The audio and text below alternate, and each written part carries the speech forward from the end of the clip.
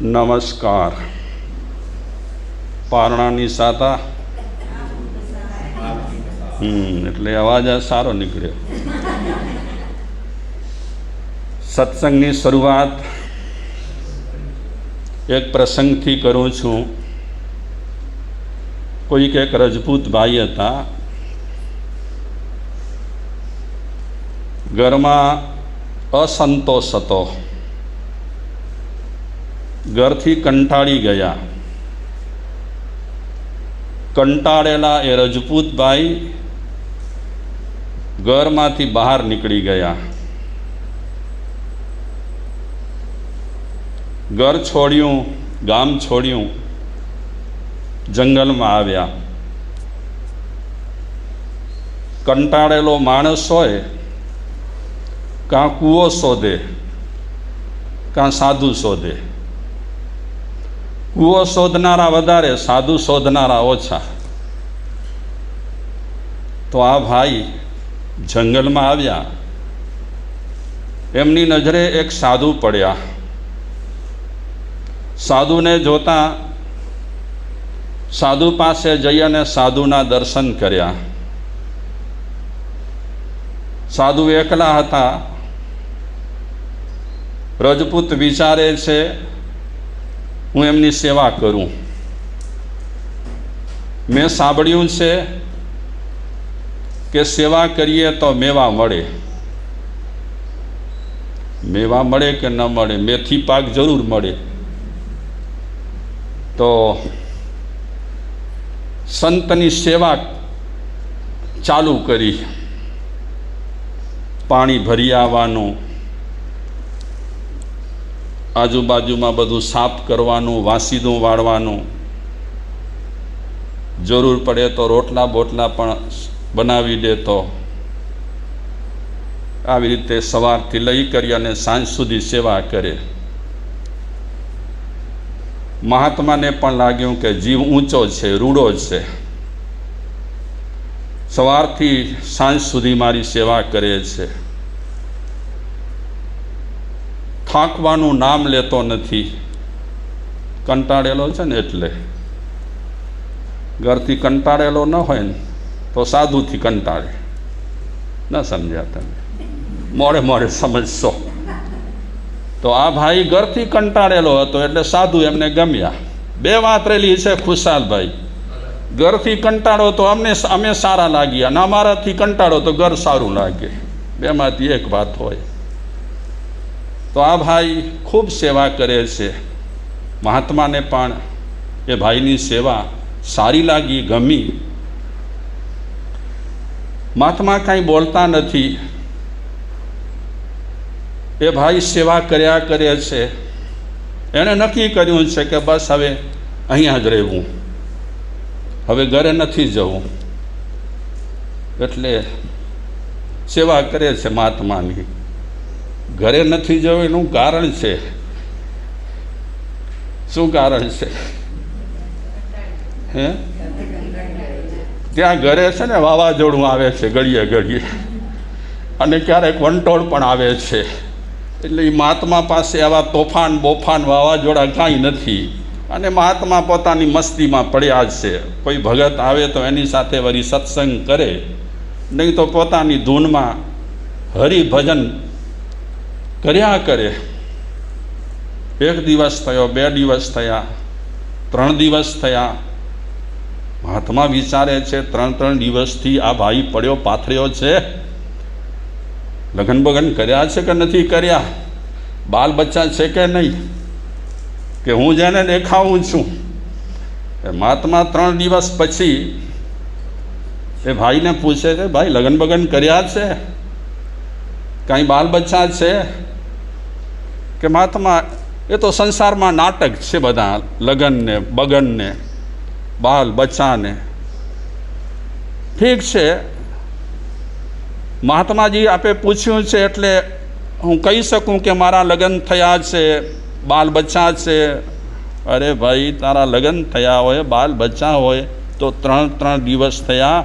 અહીંયા તું પડ્યો પાથર્યો છે તો પરિવારની સંભાળ પરિવાર માટેની વ્યવસ્થા માટે કોઈ વિચાર્યું નથી? વિચાર્યું કાંઈ ફિકર છે કે નહીં?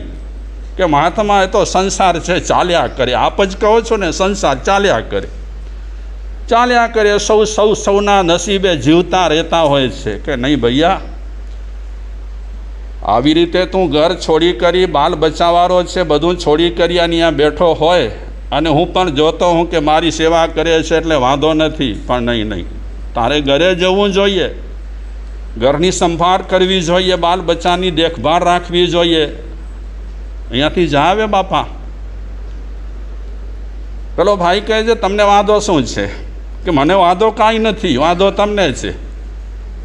હું તો આમે પણ ફકડ છું, મહાત્મા છું, મને તો કાંઈ આગળ ઉલાર નથી ને પાછળ દુરાર નથી, મને કાંઈ નથી. તું જા બાપા, તારી બધા રાહ જોતા હોય, કમાવનાર ઘરમાં એક હોય અને આવી રીતે તું સેવામાં પડ્યો રહે અને હું રાજી થતો રહું તારી સેવા જોઈને. જા બાપા જા. એ મહાત્મા, મને ભાવના થઈ છે સેવા કરવાની, તો તમે શું કામ મને અટકાવો છો? મારી ભાવના તમે પૂરી કરવા દો, હું તમારી સેવા કરું, દિલથી સેવા કરું છું ને. મહાત્મા કે ના, આમાં હું સ્વાર્થ નહીં જોઉં મારો. તું ઘરે જા, પ્રેમથી હું તને રજા આપું છું, આશીર્વાદ આપું છું. કાંઈ ગડબડ હશે ઘરમાં તો બધું સારું થઈ જશે. મહાત્મા આમ સિદ્ધ પુરુષ જેવા હતા એટલે ભાઈને પૂછે છે કે તારી પાસે શરીરમાં ક્યાંય લોખંડની વસ્તુ ખરી કે નહીં? પેલો ભાઈ કહે છે કે બાપજી, કમરમાં તલવાર લટકે છે, લોખંડની છે. તલવાર છે તારી પાસે, લોખંડની છે? કે હા. મ્યાનમાંથી બહાર કાઢ. છરક કરીને મ્યાનમાંથી બહાર કાઢી. મહાત્મા કહે છે લાવ મને તલવાર. તલવાર આપી. પેલા ભાઈએ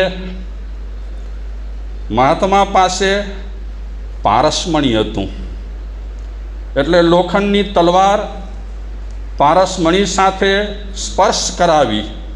જેવો પારસમણીનો સ્પર્શ થયો એ લોખંડની તલવાર સોનાની બની ગઈ. ભાઈને કહે છે લે આ સોનાની તલવાર. આ તો રજપૂતભાઈ હતા.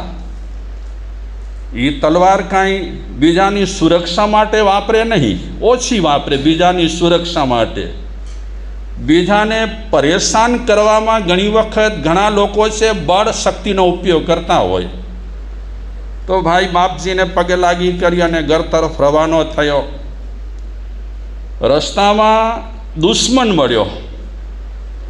વર્ષોથી જે દુશ્મનને શોધતો હતો એ રસ્તામાં જંગલમાં મળ્યો. એ એકલો ને આ એકલો. રજપૂતભાઈ વિચારે છે મોકો છે અત્યારે મારવાનો, એટલે મ્યાનમાંથી તલવાર બહાર કાઢી. સામે દુશ્મન. એ રજપૂતભાઈને કહેજે રહેવા દેજે, તારી પાસે તલવાર છે તેમ મારી પાસે તલવાર છે. પેલો રજપૂત કહે છે તારી પાસે તલવાર હશે ને લોઢાની હશે, મારી પાસે તલવાર સોનાની છે. અરે ભાઈ, તલવાર લોઢાની હોય કે સોનાની હોય એમાં શું? પણ તું જે રીતે જાય છે તે રીતે છાનો માનો નીકળી જા, નહીં તો આ મારી તલવાર તારી સગી નહીં થાય. પેલો રજપૂત કહે છે આ સોનાની તલવાર તારી સગી નહીં થાય. બંને વચ્ચે થઈ રકઝક. રકઝકમાં આ રજપૂત ભાઈએ સોનાની તલવાર પેલા પર ઉગામી. પેલો એ બરૂકો હતો, એને પકડી લીધો હાથ. મારામારી થઈ, થોડી વાઢા કાપી થઈ. હું વાત એ કરવા માગું છું કે લોઢાની તલવાર પારસમણી સાથે સ્પર્શી અને એ લોઢાની તલવાર સોનાની થઈ ગઈ. પણ કહે છે લોહા પારસ સ્પર્શ से, लोहा पारस स्पर्श से कंचन भई तलवार, कंचन भई तलवार तुलसी तीनों ना मिटे, धार मार आकार। तुलसी तीनों ना मीटे धार मार आकार। तुलसीदास कहे छे के लोढ़ानी तलवार पारसमणी साथे स्पर्शी ए सोनानी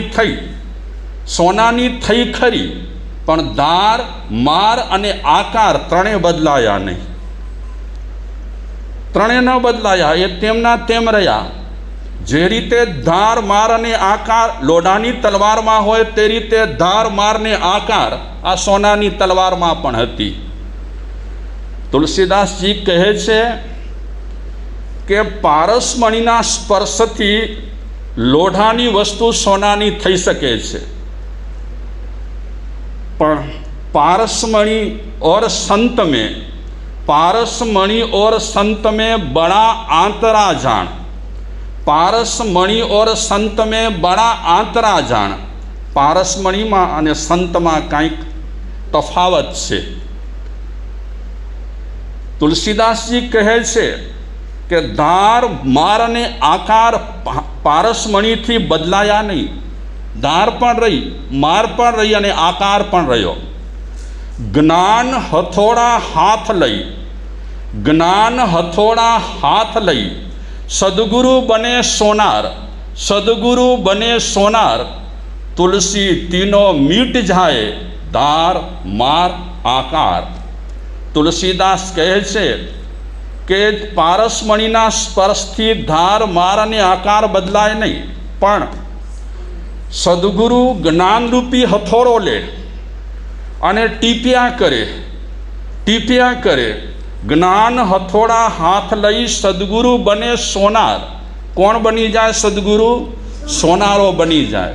अने ए सदगुरु हथोड़ा थी, ज्ञान रूपी हथोड़ा थी मानस ने गढ़तो रहे अने मानस नी धार पण बदलाय, मार पण बदलाय अने आकार पण बदलाय। सदगुरु मळी जाए तो बेड़ो पार थई जाए। आ भाई ने गुरु मळ्या खरा, संत मळ्या खर्या। लोढ़ानी तलवार सोनानी बनावी खरी, पण धार मार आकार त्रण बदलाया नहीं। पण सदगुरु में ताकत रेली छे, सत्संग में ताकत रेली छे के मानस जो दिल थी सत्संग करे, हृदय थी सत्संग करे तो धार पण बदलाय, मार पण बदलाय, आकार पण बदलाय, मन पण बदलाय, वचन पण बदलाय अने काया पण बदलाय। मन, वचन अने काया त्रणेयनुं परिवर्तन करावी सके छे सद्गुरु, साचा संत। पारसमणि और संत में बड़ा आंतरा जान। पारसमणि और संत में बड़ा आंतरा जान। वो लोहा कंचन करे, वो करे आप समान। वो लोहा कंचन करे, वो मतलब वो एटले पारसमणि छे ए लोढ़ाने कंचन एटले सोनू बनावे। वो करे आप समान, पण सद्गुरु संत ए शुं करे? कोई पण जीव एमना संग में आवे, सत्संग करे तो ए सत्संग दरमियान ए संत छे पोताना सरखो बनावी दे। एटले संगनो, सत्संगनो बहु ज महिमा रहेलो छे। घणा दिवस पछी मैं आ सत्संगनो विषय लीधो छे। ज्यारे सत्संगनो विषय चालतो हतो त्यारे नानजी भाईए कीधुं के विषय बदलावो, नहीं तो मारी 4 महीना सुधी एक लिंक होय। विषय जे चालतो होय ते अने एक लिंक होय, पण वच्चे लिंक में तमारा कहेवाथी मैं गड़बड़ करी ने कापी नाखी। कारण के तमे जेमां रस धरावता हो ई मारे कहेवुं पड़े, नहीं तो अमे दरेक गाम में प्रवचन में जे एक विषय लीधेलो हो ए विषय साथे ने साथे राखीए अने बीजो जे विषय चालतो होय आनुषंगिक ए बाबत में चर्चा करिए। तो आज फरीने आ सत्संगनी में बात एटला माटे करी, जो के सत्संगनी असर छे ने बधाने नथी थती। थाय छे बधाने सत्संगनी असर। जेम सत्संगनी असर बधाने नथी थती तेम कुसंगनी असर पण बधाने नथी थती। केम? नागनी फणा पर पारसमणि होय। आपणे नथी जोयो पारसमणि वाळो नाग, मणि वाळो। नाग पर मणि होय પણ એ મણીને ક્યારે પણ નાગના ઝેરની અસર થતી નથી. મતલબ એનો શું થયો કે ખરાબની અસર એ સારાને થઈ નથી. તો ઘણા એવા સારા પણ દુનિયામાં લોકો રહેલા છે કે એમને ખરાબની અસર થતી નથી. એક વિચારક કહે છે, लोग कहते हैं कि संगत का असर होता है. लोग कहते हैं कि संगत का असर होता है. कांटों को तो आज तक सलीका नहीं आया महकने का. શું કહેવા માગે છે કે લોકો કહી રહ્યા છે કે સંગતની અસર થાય, જેવો સંગ તેવો રંગ, એમ લોકો કહેતા હોય છે. અગર એ વાત સાચી રહેલી હોય તો કાંટાને ગુલાબની અસર થવી જોઈએ અને એ કાંટો ગુલાબની જેમ સુગંધિત થવો જોઈએ. પણ આજ સુધીમાં કાંટો ક્યારે પણ મહેક્યો નથી. મતલબ કે એણે ક્યારે પણ ખુશ્બુ છોડી નથી. એ કાંટાની શું પ્રકૃતિ રહેલી છે? અગર તમે જશો, હાથ આડું અવળો કરશો તો એ તમને લાગ્યા વગર રહેશે નહીં. તો ગુલાબ સાથે સંગ કર્યા છતાં પણ એ કાંટાને ગુલાબની જરા માત્ર પણ અસર થઈ નથી.